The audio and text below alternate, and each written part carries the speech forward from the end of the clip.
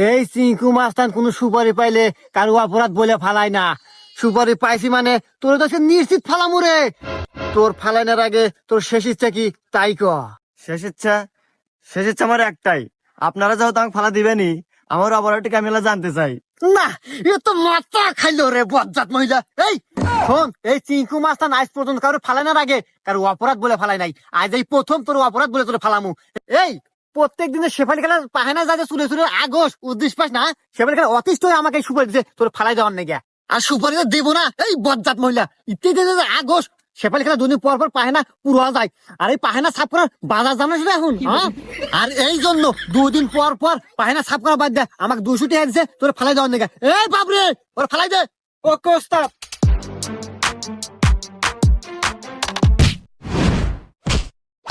আয়